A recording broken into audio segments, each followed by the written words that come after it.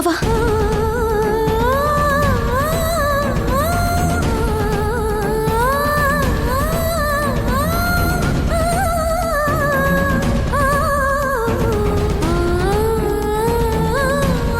ಲೋಕದಲ್ಲಿ ಎಷ್ಟೋ ಜನ ಕೆಟ್ಟವರು ಆರಾಮಾಗಿ ಬದುಕ್ತಾ ಇದ್ದಾರೆ.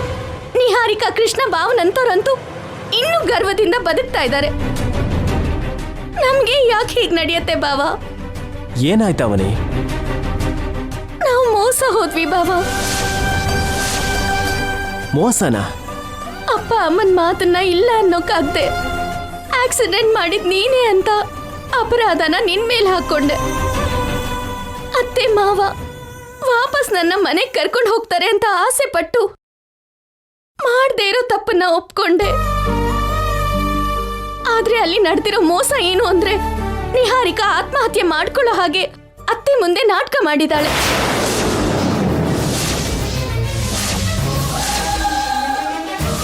ನಾಟಕನ? ಹೌದು ಭಾವ. ಈಗಷ್ಟೇ ಬರ್ಬೇಕಾದ್ರೆ ದಾರಿಲಿಬ್ರು ಸಿಕ್ಕಿದ್ರು. ನಂಬಿಕೆ ಇರೋ ಜಾಗದಲ್ಲಿ ಮೋಸ ಇರತ್ತೆ ಕೃಷ್ಣ. ಅತ್ತೆ ಮಾವ ನನ್ನ ತುಂಬಾ ನಂಬ್ತಾರೆ ಅನ್ನೋ ಕಾರಣಕ್ಕೆ ಆತ್ಮಹತ್ಯೆ ಮಾಡ್ಕೋತಿರೋ ಹಾಗೆ ಡ್ರಾಮಾ ಮಾಡ್ದೆ. ಅವಳ ಆತ್ಮಹತ್ಯೆ ಮಾಡ್ಕೊಳ್ಳೋಷ್ಟು ದೂರ ಹೋಗಿದ್ದಾಳೆ ಅಂದ್ರೆ ನಾನ್ ನಂಬಲಿಲ್ಲ. ನನ್ನ ಅನುಮಾನನೇ ನಿಜ ಆಯ್ತು.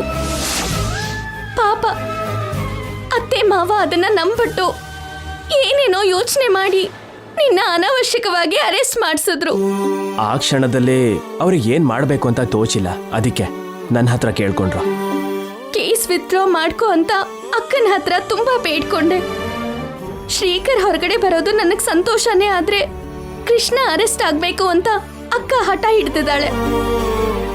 ಈ ವಿಷಯದಲ್ಲಿ ಅಕ್ಕ ತುಂಬಾ ಕೋಪ ಮಾಡ್ಕೊಂಡಿದ್ದಾಳೆ. ಇಬ್ರು ಮಧ್ಯ ಜಗಳ ಕೂಡ ನಡೀತು. ಆ ನಿಹಾರಿಕಾ ಒಂದ್ ಹೆಣ್ಣು ಜಾತಿನಲ್ಲಿ ಹುಟ್ಬೇಕಾಗಿರೋಳೇನ? ಗಂಡನ ಅಡ್ಡ ಇಟ್ಕೊಂಡು ಎಷ್ಟು ಕೆಟ್ಟ ಕೆಲಸ ಮಾಡ್ತಿದ್ದಾಳೋ ನೋಡು. ಕೃಷ್ಣ ಭಾವಂಗಾದ್ರೂ ಬುದ್ಧಿ ಇರ್ಬೇಕಲ್ವಾ? ಹೆತ್ತ ತಂದೆ ತಾಯಿಗೆ ಹಾಗೆ ಹೇಗ್ ಮೋಸ ಮಾಡ್ತಾನೆ? ಅಂತವಳ ಜೊತೆ ಕೈ ಜೋಡಿಸಿ ತಂದೆ ತಾಯಿಗೆ ಕುಟುಂಬಕ್ಕೆ ಹೇಗ್ ಬೆನ್ನಿಗೆ ಚೂರಿ ಹಾಕ್ತಾರೆ? ಅಣ್ಣನಿಗೆ ಅನುಬಂಧಕ್ಕಿಂತ ಆಸ್ತಿ ಮೇಲೆ, ದುಡ್ಡಿನ ಮೇಲೆ ವ್ಯಾಮೋಹ ಹೆಚ್ಚಾಗಿ ಹೋಗಿದೆ. ಅದಕ್ಕೆ ಕೆಟ್ಟದಕ್ಕೆ ಅಟ್ರಾಕ್ಟ್ ಆಗಿ ಕೆಟ್ಟವ್ರ ಸಹವಾಸ ಜಾಸ್ತಿ ಆಗೋಗಿ ಸ್ವಂತದವರಿಗೆ ಮೋಸ ಮಾಡ್ತಿದ್ದಾನೆ. ಕೃಷ್ಣ ಭಾವಂಗೆ ಏನ್ ಕಡಿಮೆ? ಅವನ್ ಪಾಲಿಗೆ ಅಂತ ಕೋಟಿ ಆಸ್ತಿ ಇದೆ, ಅದ್ ಸಾಲ್ದ? ಒಳ್ಳೆ ದಾರಿಲಿ ನಡೆಯೋರಿಗೆ ಸರಿ ಹೋಗುತ್ತೆ, ಕೆಟ್ಟ ದಾರಿಲಿ ನಡೆಯೋರಿಗೆ ಎಷ್ಟೇ ಇದ್ರೂ ಸಾಲೋದಿಲ್ಲ. ಬಾವಾ, ಇನ್ನೂ ಅತಿ ಒಳ್ಳೆತನ ನಮಗ್ ಕೆಲ್ಸಕ್ಕೆ ಬರಲ್ಲ. ನಾವು ತಕ್ಷಣ ಒಂದ್ ನಿರ್ಧಾರ ತಗೊಳ್ಳೋದು ಒಳ್ಳೇದು. ಏನ್ ಮಾಡೋಕ್ಕಾಗತ್ತೆ? ಆಕ್ಸಿಡೆಂಟ್ ಮಾಡಿದ್ದು ನೀನಲ್ಲ ಅಂತ ಎಸ್ಐ ಅವ್ರ ಹತ್ರ ಹೇಳ್ಬಿಡು. ಅದನ್ ಬಿಟ್ರೆ ನಮಗ್ ಬೇರೆ ದಾರಿ ಇಲ್ಲ. ಹಾಗ್ ಮಾಡಿದ್ರೆ ಸಮಸ್ಯೆ ಮೊದ್ಲಿಗೆ ಬರುತ್ತೆ. ಕೃಷ್ಣಣ್ಣ ಅರೆಸ್ಟ್ ಆಗ್ತಾನೆ, ಅಪ್ಪ ಅಮ್ಮ ಮತ್ತೆ ಸಫರ್ ಆಗ್ತಾರೆ. ಏನ್ ನಡಿಬೇಕೋ ಅದೇ ನಡೆಯತ್ತೆ. ಪರಿಣಾಮಗಳ ಬಗ್ಗೆ ಆಮೇಲೆ ಯೋಚನೆ ಮಾಡೋಣ. ಮೊದ್ಲು ನೀನು ಈ ಅಪಾಯದಿಂದ ಹೊರಗಡೆ ಬರ್ಬೇಕು. ಅಪ್ಪ ಅಮ್ಮ ಈಗಷ್ಟೇ ಬಂದು ಭೇಟಿ ಮಾಡಿ ಹೋದ್ರು. ನನ್ನ ಹೇಗಾದ್ರೂ ಹೊರಗಡೆ ಕರ್ಕೊಂಡು ಹೋಗೋ ಪ್ರಯತ್ನ ಮಾಡ್ತೀವಿ ಅಂದ್ರು. ಪರಿಸ್ಥಿತಿಗಳು ಅವ್ರ ಕೈನ ಕೂಡ ದಾಟೋಯ್ತು ಅಂದ್ರೆ ಅವರು ಕೂಡ ಏನು ಮಾಡಕ್ಕಾಗಲ್ಲ. ಸುಜಾತ ಅದ್ಕೆ ಹತ್ರ ಹೋಗಿ ಮಾತಾಡ್ತೀವಿ ಅಂದ್ರು. ಅವ್ರ ಮಾತನ್ನ ಅಕ್ಕ ನಿಜವಾಗ್ಲೂ ಒಪ್ಪಲ್ಲ. ಇವತ್ತು ಒಂದಿನ ವೆಯ್ಟ್ ಮಾಡೋಣ. ಬೇಡ ಬಾವಾ, ಒಳ್ಳೇದ್ ನಡೆಯುತ್ತೆ ಅಂತ ಕಾದ್ ಪ್ರತಿ ಸಲನೂ ನಮ್ಗೆನೆ ಮೋಸ ಆಗಿದೆ ಬಾವಾ. ಇನ್ನು ನಾವು ತಡ ಮಾಡಬಾರ್ದು. ನಾನು ಎಸ್ಐ ಅವ್ರ ಹತ್ರ ಮಾತಾಡ್ತೀನಿ. ಅವನೇ ನಿಲ್ಲು, ಅವನೇ. ಎಸ್ಐ ಸರ್, ಆಕ್ಸಿಡೆಂಟ್ ಮಾಡಿದ್ದು ನನ್ನ ಭಾವ ಅಲ್ಲ, ನನ್ನ ಭಾವನ ಅಣ್ಣ ಕೃಷ್ಣ. ಕೆಲವು ಪರಿಸ್ಥಿತಿಗಳಿಗೆ ತಲೆ ತಗ್ಸಿ ನನ್ನ ಭಾವ ತನ್ನ ಮೇಲೆ ಹಾಕೋಬೇಕಾಗಿ ಬಂತು. ದಯವಿಟ್ಟು ನನ್ನ ಭಾವನ್ ಬಿಟ್ಬಿಡಿ. ಆಕ್ಸಿಡೆಂಟ್ ಮಾಡಿದ್ದು ನಾನೇ, ಅದು ನನ್ನ ಕಾರ್ಯ ಅಂತ ಅವರೇ ಒಪ್ಕೊಂಡಿದ್ದಾರೆ ಅಲ್ವರಿ? ನೀವು ಬಂದು ಹೊಸದಾಗಿ ಮಾತಾಡ್ತಿದ್ರಲ್ಲ, ಯಾಕೆ? ಬೇಕು ಅಂದ್ರೆ ನನ್ನ ಭಾವನ್ನೇ ಕೇಳಿ. ಬಾವಾ ಹೇಳು. ಹಾಗಲ್ಲ ಅವನೇ. ಬಾವಾ, ನೀನೀಗ ನಿಜ ಹೇಳಲಿಲ್ಲ ಅಂದ್ರೆ ನನ್ನ ಮೇಲಾಣೆ.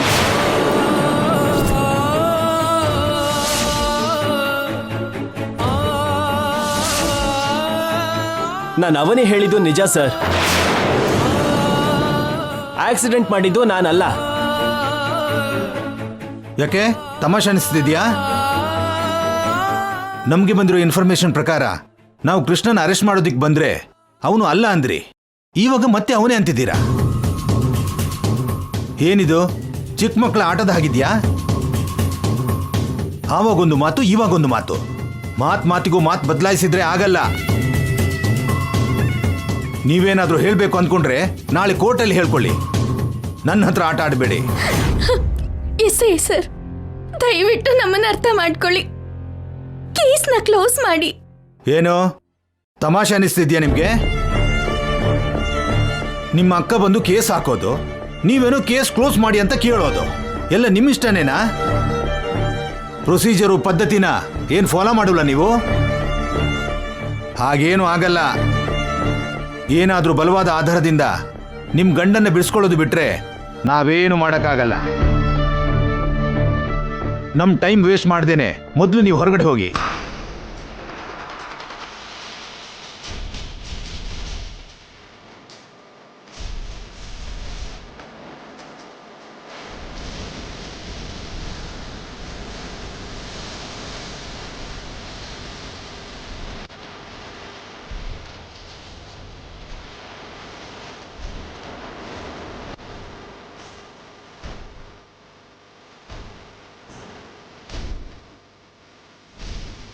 ಇವಾಗ ನಮ್ಗೇನು ಮಾಡೋಕ್ಕಾಗ್ದಿರೋ ಪರಿಸ್ಥಿತಿ. ಅಪ್ಪ ಅಮ್ಮ ಸುಜಾತ ಅದಕ್ಕೇನು ಒಪ್ಸಿದ್ರೆ ಎಲ್ಲ ಕ್ಲಿಯರ್ ಆಗತ್ತೆ. ಅತ್ತೆ ಮಾವ ಅಲ್ಲಿಗೆ ಹೋದ್ರೆ ದೊಡ್ಡ ಜಗಳ ನಡೆಯೋದ್ ಬಿಟ್ರೆ ಇನ್ನೇನು ಆಗೋದಿಲ್ಲ ಬಾವ.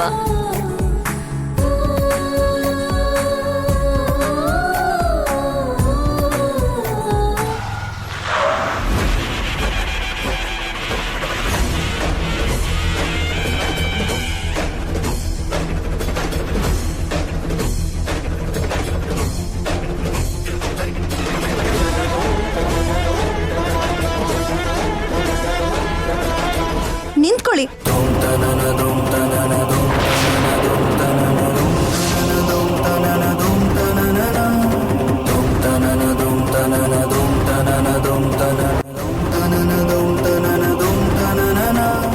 ಮಾಡಬೇಕಾಗಿರೋ ಪ್ರಯತ್ನನೆಲ್ಲ ಮಾಡಿ ಕೊನೆಗೆ ನೀವು ಬರ್ತೀರಾ ಅಂತ ನನಗೆ ಗೊತ್ತು.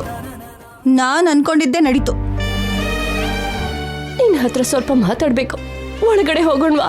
ನಿಮ್ಮನ್ನ ಒಳಗ್ ಕರೆದು ಮರ್ಯಾದೆ ಮಾಡಿ ಮಾತಾಡೋಷ್ಟು ಗೌರವ ನಿಮ್ಮೇಲೆ ನನಗಿಲ್ಲ ಬಿಡಿ. ಮೊದಲು ಇಲ್ಲಿಂದ ಹೊರಡಿ.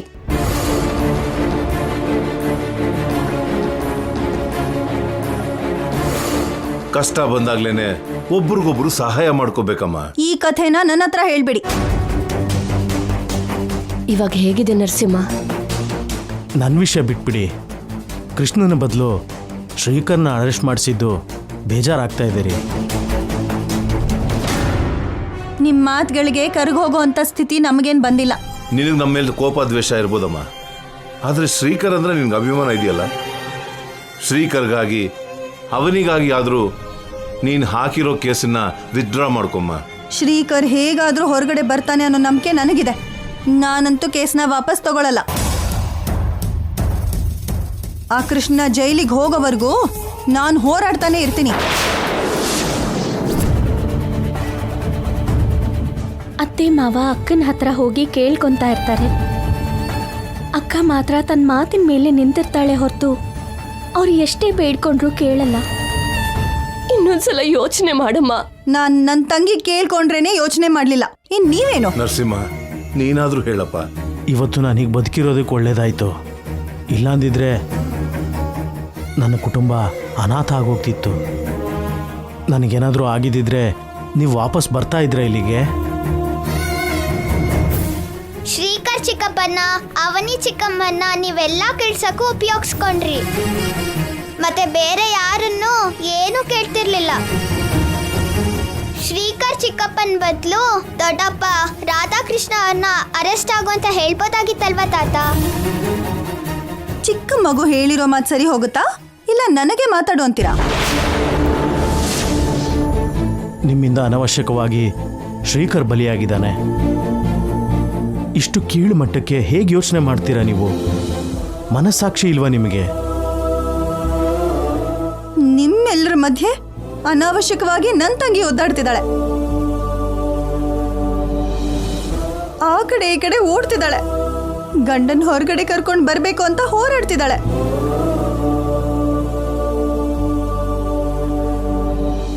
ಇಲ್ಲಿವರೆಗೂ ಯಾವತ್ತೂ ನಾನು ನನ್ನ ತಂಗಿ ಮಾತಿಗೆ ಇಲ್ಲ ಅಂದಿಲ್ಲ.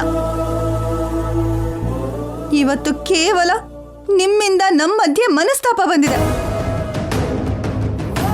ಒಬ್ರಿಗೋಸ್ಕರ ಒಬ್ರು ಪ್ರಾಣ ಕೊಡೋ ತರ ಇಷ್ಟು ದಿನ ಬದುಕಿದ್ವಿ. ಇವತ್ತು ನಮ್ಮ ಮಧ್ಯೆ ಮನಸ್ತಾಪ ಆಗಿದೆ. ಒಬ್ರು ಮಾಡಿರೋ ತಪ್ಪಿಗೆ, ಒಬ್ರು ತಗೊಂಡಿರೋ ತಪ್ಪು ನಿರ್ಧಾರಕ್ಕೆ ಮತ್ತೊಬ್ರು ಬಲಿಯಾಗೋದು ಅಂದ್ರೆ ಇದೇನೇನೋ. ದೊಡ್ಡ ಮನೆ ಸೊಸೆ ಆಗ್ತೀಯಾ ಅಂತ ಅವಾಗ ಅವನಿ ಹತ್ರ ಒಬ್ಬ ಜ್ಯೋತಿಷಿ ಹೇಳಿದ್ದ. ದೊಡ್ಡ ಮನೆ ಸೊಸೆ ಏನೋ ಆದ್ಲು, ಆದರೆ ಅವಳ ಕಷ್ಟಕ್ಕೆ ಮುಕ್ತಾಯನೇ ಸಿಗಲಿಲ್ಲ. ಮನೆ ಒಂದೇ ವ್ಯತ್ಯಾಸ, ಈ ಮನೇಲಿರೋ ಕಷ್ಟನೇ ಆ ಮನೇಲೂ ಕೂಡ ಇದೆ. ಇನ್ನೂ ಸರಿಯಾಗಿ ಹೇಳಬೇಕು ಅಂದರೆ ಇಲ್ಲಿ ಸೌಕರ್ಯಗಳಿಲ್ಲ ಅಂದ್ರೂ ನಮ್ಮನೇಲೇನೆ ಸಂತೋಷವಾಗಿರ್ತಾಳೆ. ಅವನಿ ಅಂದ್ರೆ ನನಗ್ ಪ್ರಾಣ. ಇವತ್ತು ಆ ಪ್ರಾಣ ವಿಲ ಒದ್ದಾಡ್ತಿದೆ ಅಂದ್ರೆ ನನಗ್ ತಡ್ಕೊಳ್ಳೋದಕ್ಕೆ ಆಗ್ತಿಲ್ಲ. ತುಂಬಾ ಒಳ್ಳೆ ಮಗ, ತುಂಬಾ ಒಳ್ಳೆ ಸೊಸೆ ಶೋಭನ ನಿಲ್ಬಾರ್ದು ಅಂತ ತಪ್ಪು ಮಾಡಿರೋ ಮಗನ್ನ ಮನೇಲಿ ಇಟ್ಕೊಂಡು ಒಳ್ಳೆ ಮನ್ಸಿರೋನ್ನ ಸ್ಟೇಷನ್ಗೆ ಕಳಿಸ್ತೀರಾ? ನಿಮ್ಮ ನೋವು ನಮಗೆ ಅರ್ಥ ಆಗ್ತಿದೆ. ನಮ್ಮ ನೋವನ್ನ ನೀವು ಅರ್ಥನೇ ಮಾಡ್ಕೋತಿಲ್ಲ. ನಡೆದಿದ್ದು ನಮ್ಮ ಮನ್ಸಲ್ಲಿ ಇಟ್ಕೋಬೇಡ. ನಿನ್ ಕಾಲ್ ಬೇಕಾದ್ರೂ ಹಿಡ್ಕೋತೀನಿ. ಕೇಸ್ ವಾಪಸ್ ತಗೊಳಮ್ಮ. ಸಿಕ್ಕಿದ್ರೆ ಜುಟ್ ಸಿಗ್ಲಿಲ್ಲ ಅಂದ್ರೆ ಕಾಲು ಅನ್ನೋ ಗಾದೆ ಮಾತಿಗೆ ಸರಿ ಹೋಗ್ತೀರಾ ನೀವಿಬ್ರು? ನರಸಿಂಹ, ನೀನಾದ್ರೂ ಕೋಪ ಕಡಿಮೆ ಮಾಡ್ಕೊಂಡು ಯೋಚನೆ ಮಾಡಪ್ಪ. ಈ ವಿಷಯದಲ್ಲಿ ನನ್ನ ಗಂಡನ ಮನ್ಸು ಬದಲಾದ್ರೂ ನನ್ನ ಮನ್ಸಂತೂ ಬದಲಾಗಲ್ಲ. ಹೊರಗಡೆ ಹೋಗಿ. ಹೇಳಿದ್ರೆ ಅರ್ಥ ಆಗಲ್ವಾ ನಿಮಗೆ? ಹೋಗಿ ಹೊರಗಡೆ. ಏನಾಯ್ತು ಸುಜಾತ? ಏನದು ಗಲಾಟೆ? ಒಂದ್ ನಿಮಿಷ ಇಲ್ಲಿ ಬನ್ನಿ ಅಕ್ಕ.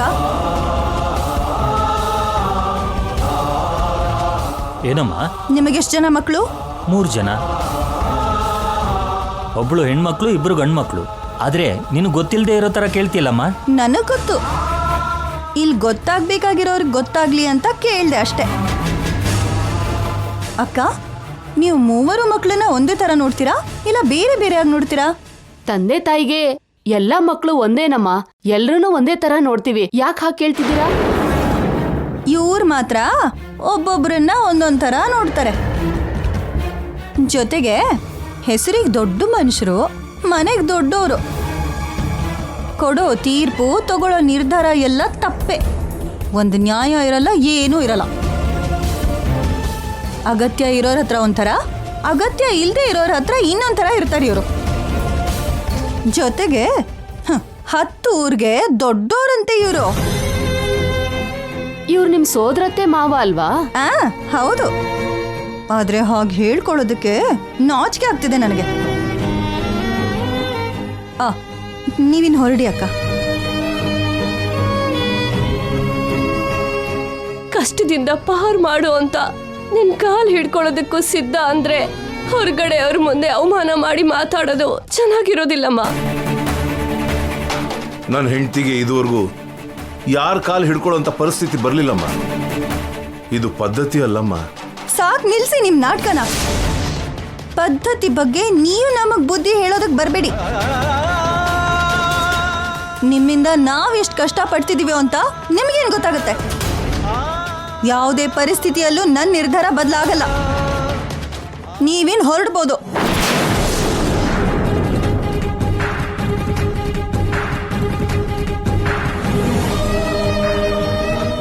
ನಡೀರಿ, ನಡಿಯೇ. ಸುಜಾತ,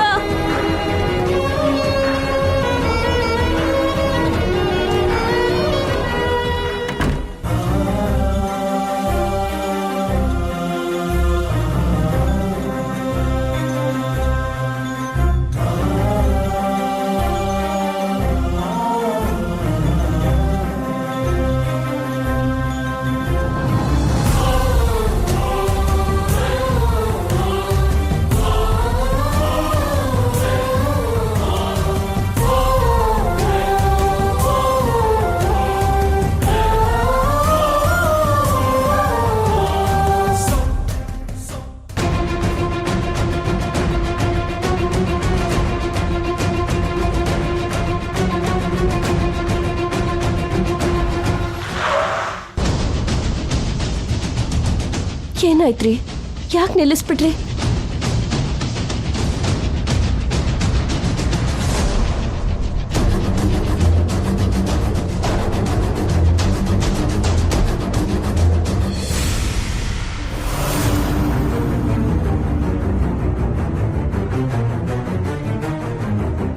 ಏನ್ರಿ? ಸುಜಾತ ಕಾಲ್ ಮೇಲಾದ್ರೂ ಬಿದ್ದು ಸರಿ ಕೇಸ್ನ ವಿತ್ಡ್ರಾ ಮಾಡ್ಕೊಳಕ್ ಒಪ್ಪಿಸ್ತೀವಿ ಅಂತ ಶ್ರೀಕರ್ಗೆ ಹೇಳ್ ಬಂದಿದ್ದೀವಿ.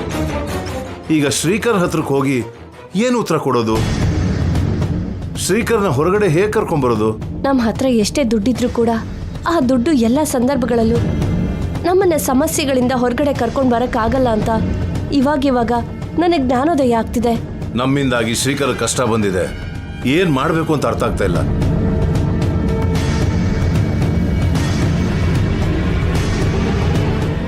ಅಣ್ಣ ಒಂದ್ ನಿಮಿಷ ನಿಲ್ಸಿ.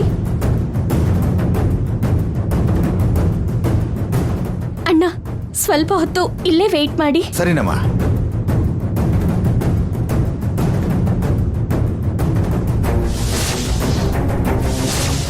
ನೀವ್ ಅಕ್ಕನ ಹತ್ರ ಹೋಗ್ತೀರಾ ಅಂತ ಬಾವ ಹೇಳಿದ್ರು. ಅಕ್ಕನ ಹತ್ರ ಮಾತಾಡಿದ್ರಾ? ಏನಂದ್ಲು? ನಿಮ್ಮ ಅಕ್ಕನಿಂದ ಯಾವ ರೀತಿ ಉತ್ತರ ಬರಬಹುದು ಅಂತ ನಮಗಿಂತ ಚೆನ್ನಾಗಿ ನಿನಗೆ ಗೊತ್ತಿರುತ್ತೆ ಅಲ್ವಾ?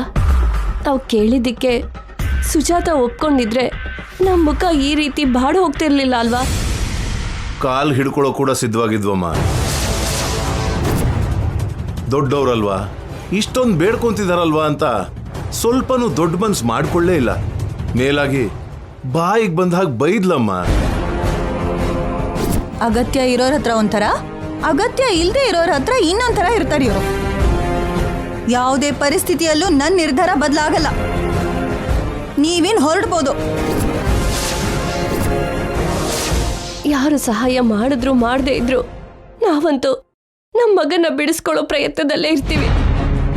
ಅಗತ್ಯ ಬಿದ್ರೆ ಆಕ್ಸಿಡೆಂಟ್ ಮಾಡಿದ್ ನಾನೇ ಅಂತ ಹೇಳಿ ಅರೆಸ್ಟ್ ಆಗ್ತೀನಮ್ಮ. ಅದಕ್ಕೆ ಮೀರಿ ಬೇರೆ ದಾರಿ ನಮಗೆ ಕಾಣಿಸ್ತಾ ಇಲ್ಲಮ್ಮ. ಈ ಕ್ಷಣ ನಾವ್ ಇಷ್ಟೆಲ್ಲ ಸಫರ್ ಮಾಡ್ತಿದೀವಿ ಅಂತಂದ್ರೆ ಅದಕ್ಕೆ ಕಾರಣ ಯಾರು ಅಂತ ಗೊತ್ತಾ ಮಾವ? ಆ ನಿಹಾರಿಕಾ ಏನ್ ಮಾಡಿದ್ಲಮ್ಮ? ನಿಮ್ಮ ಹತ್ರ ಆತ್ಮಹತ್ಯೆ ಮಾಡ್ಕೊಳ್ಳೋ ಹಾಗೆ ನಾಟಕ ಮಾಡಿದ್ಲು.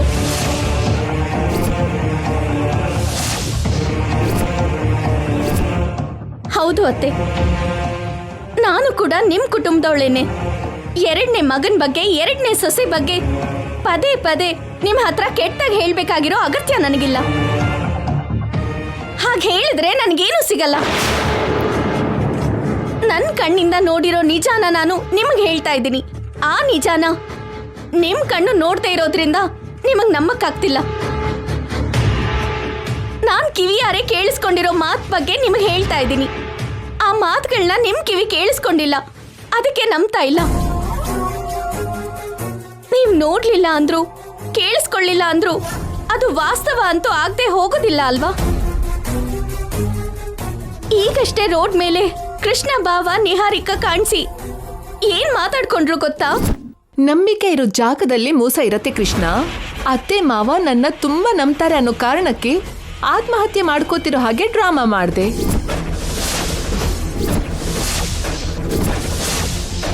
ನನ್ ಕಣ್ಣಾರೆ ನೋಡಿದೀನಿ. ಅವ್ರ ನಾಟಕ ಮಾಡಿ ನಿಮಗ್ ಮೋಸ ಮಾಡಿದ್ರು. ಇದೇನೇ ಸತ್ಯ ಅತ್ತೆ.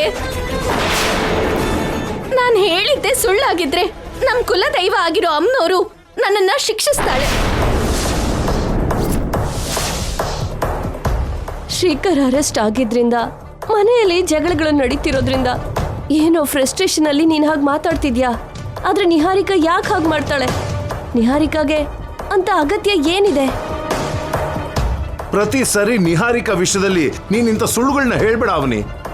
ಅಯ್ಯೋ ಮಾವ, ದಯವಿಟ್ಟು ಅರ್ಥ ಮಾಡ್ಕೊಳ್ಳಿ. ಇದಕ್ಕೂ ಮುಂಚೆ ತುಂಬಾ ಸಲ ತುಂಬಾ ವಿಷಯಗಳಲ್ಲಿ ಹೀಗೆ ಹೇಳಿದ್ದೆ, ಆದ್ರೆ ಯಾವುದು ನಿಜ ಆಗ್ಲಿಲ್ಲ. ಇನ್ನು ನಿನ್ನ ಏನಂತ ಅರ್ಥ ಮಾಡ್ಕೊಂತ್ಯ? ಮೊನ್ನೆ ಅಷ್ಟೇ ಅಲ್ವಾ ಸ್ವಾಮೀಜಿಯವ್ರ ಶಿಷ್ಯನ ಕರ್ಕೊಂಬಂದು ನಿಹಾರಿಕಾ ಜಾತಕ ಸರಿಯಾದ್ದಲ್ಲ ಅಂತ ಹೇಳ್ಸೋಕ್ ನೋಡ್ದೆ. ಅದು ಕೂಡ ಸುಳ್ಳು ಅಂತ ಗೊತ್ತಾಯ್ತಲ್ಲ, ಇನ್ ಸಾಕಮ್ಮ. ಆಧಾರ ಇಲ್ದಿರೋ ಆರೋಪ ಮಾಡಬೇಡ. ನಿನ್ನ ಮೇಲೆ ನಮ್ಗೆ ಅಭಿಮಾನ, ಗೌರವ ಇದೆ, ಅದನ್ನ ಕಳ್ಕೋಬೇಡ. ನಾವು ಹೇಗಾದ್ರೂ ಮಾಡಿ ಶ್ರೀಕರ್ನ ಬಿಡಿಸ್ತೀವಿ. ಅತ್ತೆ, ನಿಹಾರಿಕಾನ ನೀವಿನ್ನೂ ಕುರುಡ್ರ ತರ ನಂಬ್ತಾ ಇದ್ದೀರಾ. ನಿಹಾರಿಕಾ ಬಗ್ಗೆ ತಪ್ಪಾಗಿ ಮಾತಾಡ್ಬೇಡ.